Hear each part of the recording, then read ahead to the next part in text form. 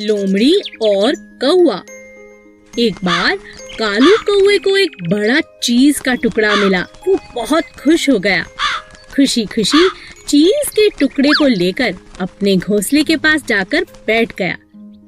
तभी वहां से सोमी लोमड़ी निकली और उसकी नजर कालू कौवे पर पड़ी।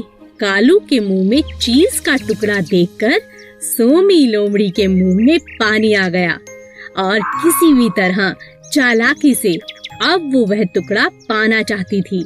तभी उसके दिमाग में एक उपाय आया और उसने कालू से कहा, कालू दोस्त, तुम कैसे हो? अच्छा हुआ तुम मिल गए। मैं बहुत दिनों से तुम्हें ढूंढ रही हूँ। सच, तुम जैसा सुंदर कौवा पूरे जंगल में नहीं है और तुम्हारी सुंदर आवाज सुनने को मेरे कान तरस रहे हैं। तुम कितना मधुर गाते हो, तुम्हारा रंग कितना प्यारा है। तुम बहुत ही अच्छे कौवे हो। तुम्हारा जैसा कौवा पूरे जंगल में नहीं है। मैंने कभी किसी कौवे को इतना अच्छा गाते हुए नहीं सुना। आज तुम कुछ अच्छा सा गाकर मुझे सुना दो प्लीज। कालू अपनी इतनी तारीफ सुनकर मन ही मन बहुत खुश हो गया। जैसे ही उसने गाने के लिए मुंह को खोला, चीज का टुकड़ा जाकर नीचे गिर गया। सोमी लोमड़ी ने जैसा सोचा था वैसा ही हुआ और वो चीज का टुकड़ा उठाकर भाग खड़ी हुई। बेचारा कालू। अब कालू को समझ आ गया था कि सोमी लोमड़ी चीज का टुकड़ा पाने के लिए ये सब मन घड़न तारीफ कर रही थी। बेचारा कालू अपने चीज के टुकड़े से हाथ धो बैठा। चींटी और हाथी। रानी चींटी बहुत मेहनती थी। सभी चींटियां रानी चींटी की बात को मानती थीं। मिलजुल कर वे अपना घर बना रही थी। उसी जंगल में अप्पू नाम का एक हाथी भी रहता था जो बहुत शैतान था। वह सभी जानवरों के साथ बहुत मस्ती करता था।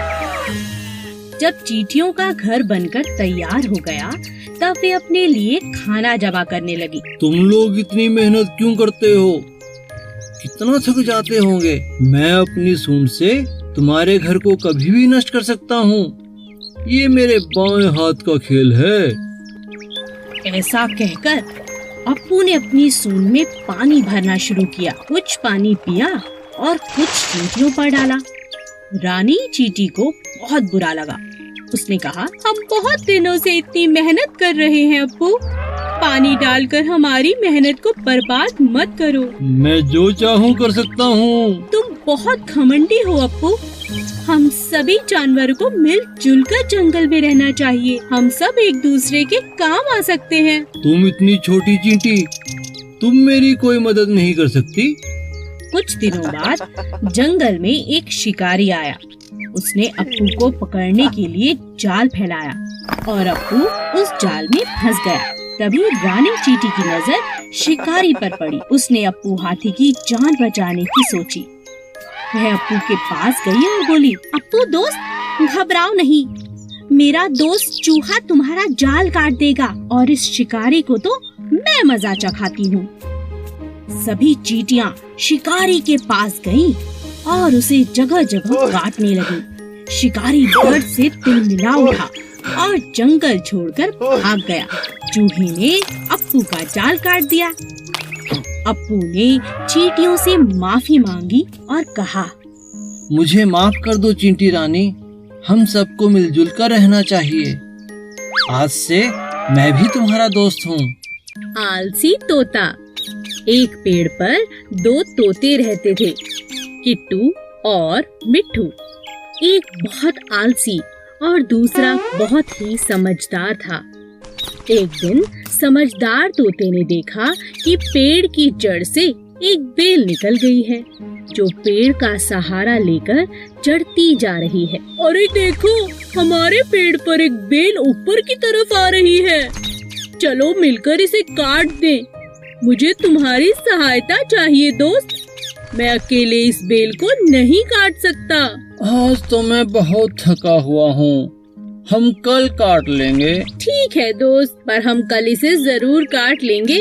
अगले दिन फिर से तोते ने मिट्ठू को आवाज लगाई। मिट्ठू मिट्ठू देखो, बेल तो दिन प्रतिदिन लंबी होती जा रही है। आओ इसे काट दें। कहीं शिकारी आ गए तो इसके सहारे हमारे बच्चों तक पहुंच जाएंगे। तुम्हें इतनी जल्दी क्या है, कर लेंगे। मिट्ठू तुम बात को समझो, अभी तो बेल नाजुक है, मिलकर हम इसे काट सकते हैं। अगर ये सख्त हो गई तो इसे काटना बहुत मुश्किल होगा। ऐसा करते करते कई दिन निकल गए और बेल पक्की हो गई। तोता रोज मिट्ठू को आवाज लगाता, लेकिन मिट्ठू कोई न कोई बहाना बनाकर टाल देता। किट्टू तोता अपने बच्चों को लेकर दूसरे एक ऊंचे पेड़ पर जाने को मजबूर हो गया, क्योंकि उसे पता था कि मजबूत बेल के सहारे कभी भी शिकारी आकर उसके बच्चे ले जा सकते हैं। मिट्ठू, मैं अपने बच्चों के साथ दूसरे एक ऊंचे पेड़ पर रहने जा रहा हूँ। क्या तुम भी चलोगे?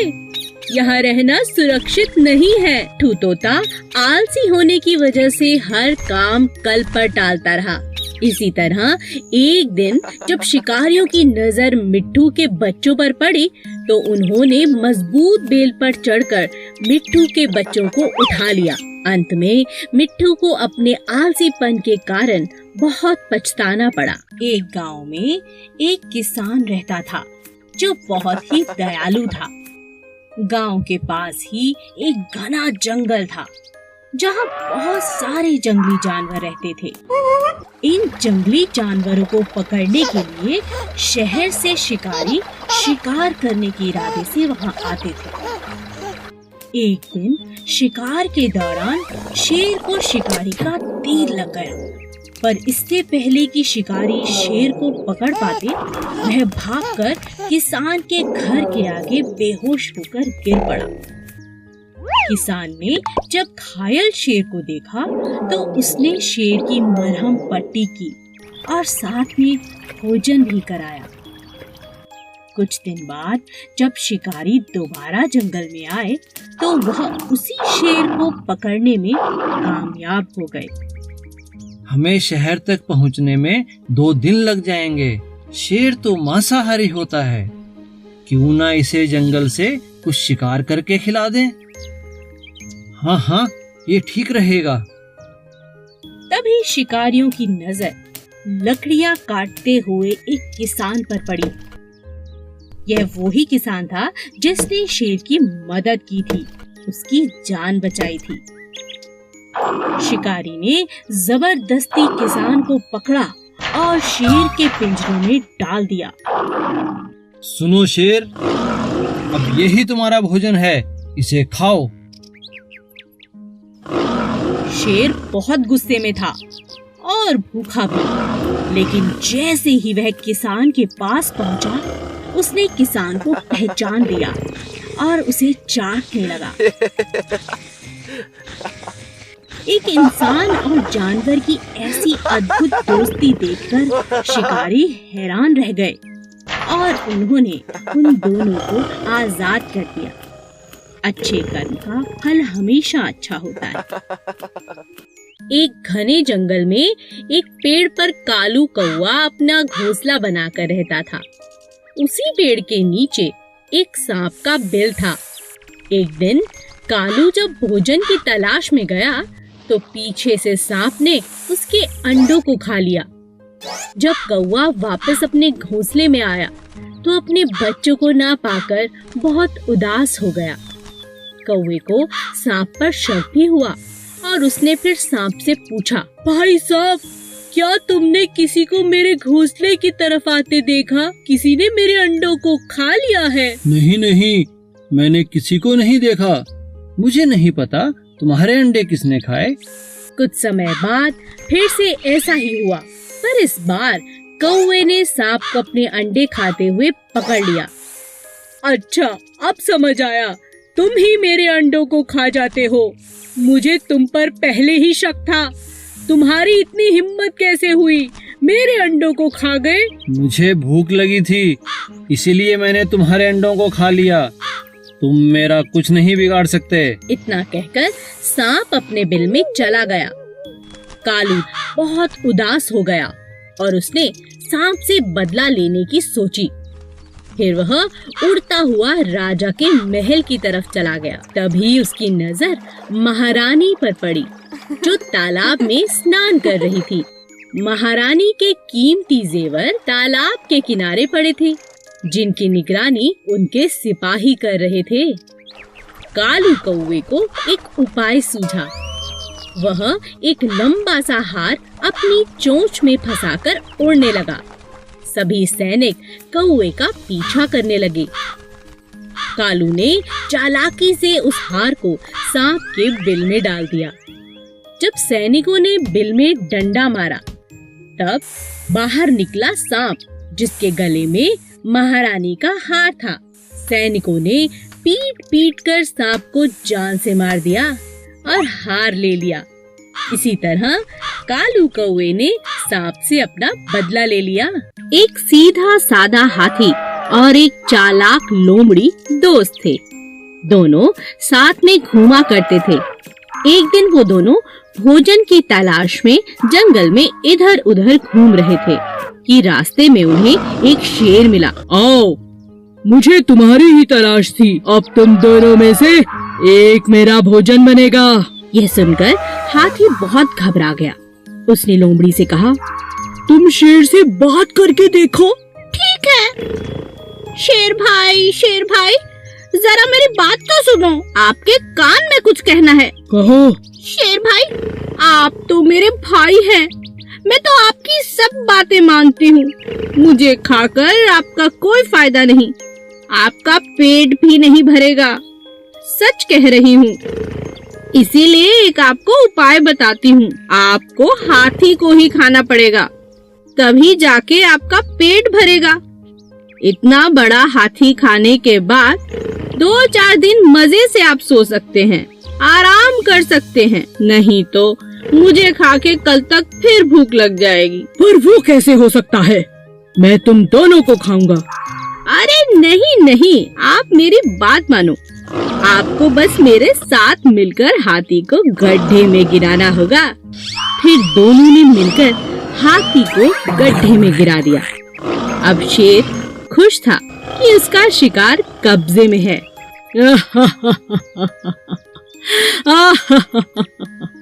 अब तुम इधर आओ चालाक लोमड़ी। खुद को बहुत चालाक समझती हो। अपने प्रिय दोस्त हाथी को भी मेरे लिए धोखा दे दिया। ऐसा कहकर शेर ने लोमड़ी को अपने पंजों में पकड़ लिया और उसे खा गया, जो दगाबाज थी। एक जंगल में एक बहुत ही खतरनाक शेर रहता था। क्योंकि वह जंगल का राजा था, इसीलिए वो कभी भी किसी को भी खा जाता। एक दिन जब राजा अपनी गुफा में आराम कर रहा था, तभी एक छोटे से चूहे की नजर शेर पर पड़ी। अरे वाह, इतना बड़ा शरीर, इतने बड़े बड़े पंजे, इनके तो दांत भी बहुत नुकीले लग रहे हैं। शेर राजा जी का तो कोई मुकाबला नहीं कर सकता। तभी सब जानवर इनसे इतना डरते हैं। चलो गुफा में अंदर चल के देखता हूँ। जैसे ही चूहा शेर के पास पहुँचा, अचानक शेर की आँख खुल गई और उसने चूहे को दबोच लिया। अरे वाह, आज तो भोजन खुद चलकर मेरे पास आ गया। मजा आ गया। मुझे माफ कर दो राजा जी, मैं तो गलती से आपके पास आ गया। मुझे खाकर तो आपकी भूख भी नहीं मिटेगी। हो सकता है मैं आपके कभी काम भी आ जाऊं। चूहे की यह बात सुनकर राजा के मन में दया आ गई और उसने कहा, ठीक है, वैसे भी मेरा पेट आज बहुत भरा हुआ है। जाओ, मैं आज तुम्हें छोड़ता हूँ, लेकिन दोबारा ऐसी गलती मत करना। और इस तरह चूहे की राजा ने जान बख्श दी। एक दिन राजा शेर भोजन की तलाश में नदी किनारे पहुँचा। वहाँ उसे शिकारियों ने अपने जाल में फंसा लिया। गुस्से में आकर शेर जोर जोर से दहाड़ने लगा। ये तो राजा जी की आवाज है। लगता है हमारे राजा किसी मुसीबत में हैं। चलो उनकी रक्षा करते हैं। चूहे ने जब शेर को जाल में फंसा देखा तो अपने दोस्तों के साथ तुरंत जाल को काट दिया और अपने राजा की जान को बचा लिया। शेर को खुला पाकर शिकारी भी भाग खड़े हुए। उस दिन के बाद से शेर और चूहा अच्छे मित्र बन गए। Please subscribe.